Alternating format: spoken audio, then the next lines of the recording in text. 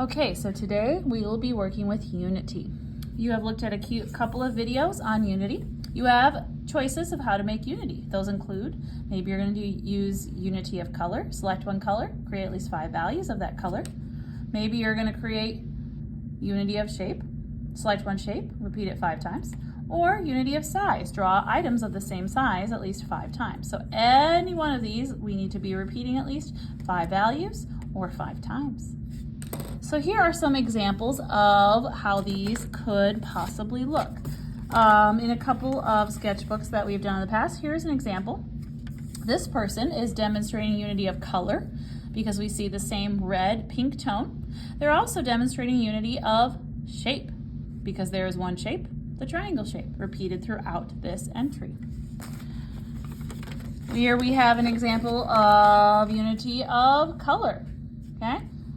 Orange, different values of orange, and a variety of shapes. You only need to have Unity in one, so she has chosen color as her Unity, although she's using different shapes. You can also make a specific object. This is a flower, and we see Unity of color because she has values of orange, and even a little Unity of shape because they're all curving or circular shapes. Okay?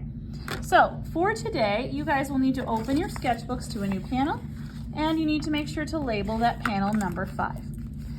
As you are working on these, if you have used Sharpie and it has bled through the paper, you might need to pick up a new paper square. I have these available at the table for you. You simply need to glue stick it into your booklet and then write number 5 if you have a situation where maybe the Sharpie has bled through your paper and you don't want that in your entry. Okay? So for today, I am going to be showing you Unity of color and shape. Okay? And you can also pick both. You could also pick one. Maybe you're only going to use Unity of color. Okay? Maybe you're going to use stencils and you're going to trace the circle shape 5 times.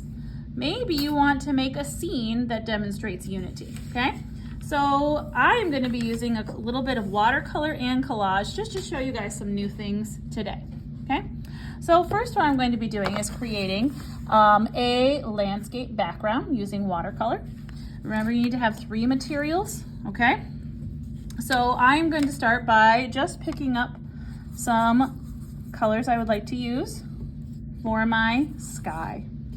And because I'm thinking of sort of a winter scene, I'm going to create my horizon and I'm going to make sure to leave that bottom part of my paper white so it has a snow effect going on.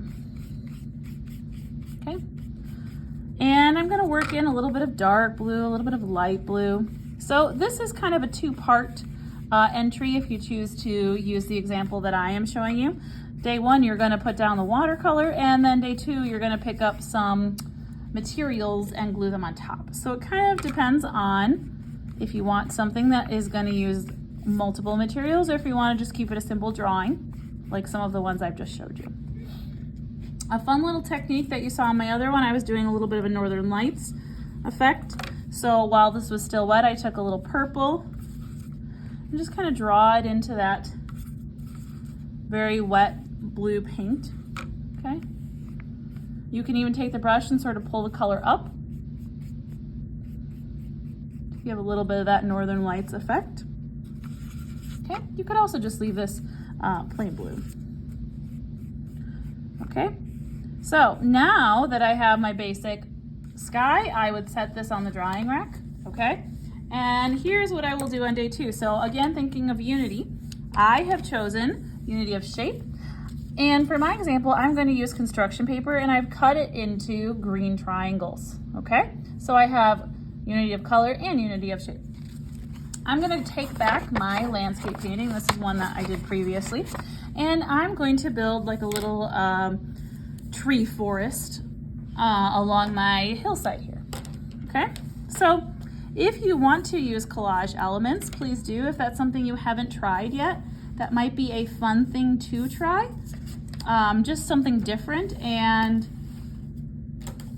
good to experience if you have not used it yet, okay? So I'm going to place my trees. Maybe the larger ones are gonna go up close, okay? And then, you know, I'm going to position these smaller ones, maybe going up the hillside there. Okay. You could do this with any shape. Maybe you have a row of houses rather than pine trees. Maybe you have a neighborhood. Okay. Maybe you have like city skyscrapers or something. Okay. So whatever you are inspired by is just fine. Quick reminder that not only do you guys have collage paper you can use, you have some little clip art images that are in a white tub on the shelves. And I was like, oh, I thought it would be kind of fun to include this little house. I just found that in there. So feel free to add, you know, other elements on top. Again, this one, because I painted the background, I did have to let it dry before I could glue these down, okay? But since we've been working on these for a while, and a lot of you have used marker and other materials, maybe try some collage today, okay? So because I have watercolor, construction paper, and a clip art, I have met my 3 material criteria, okay? So, you know, at this point, once I get everything glued down, I'm gonna start thinking of just some details I wanna add in order to finish this, okay? And I'm gonna show you guys a couple of other materials you can put on top. So remember, the rule was 5, so I currently have 4 trees. In order to meet the criteria, I need to add that 5th tree. You could absolutely add more than 5 as well, okay? I'm gonna give them all a good press to get them stuck down, okay? I'm gonna go in there with the white gel pen today, and I'm gonna add just maybe a little bit of snow on these trees, okay? Again, you know, to get an interesting artwork, you want to think about overlapping materials in a way that is going to be interesting and in a way that works, okay? So obviously I had to let my watercolor dry. Obviously I had to cut out these shapes and then glue them down before I could draw details on top. Okay, so just try and have fun with it. Try some different things. So very wintry, snowy look going on here. I can even take the white gel pen, and because my paint is dry, you know, maybe I'm adding some stars, or maybe this is snow. Okay, because I've let this dry, I have several different options. I think that this looks great. If you want to add more of a personal touch, you know, think about how it makes sense. Maybe there's somebody in the snow here. Maybe we can make like a little scene. Maybe there's some kids playing or something.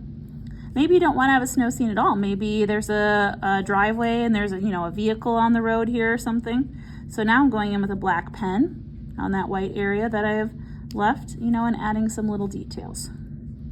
So just have fun with it, and, you know, don't be afraid to try overlapping and try different things. That's kind of the fun of these sketchbook entries. Thank you.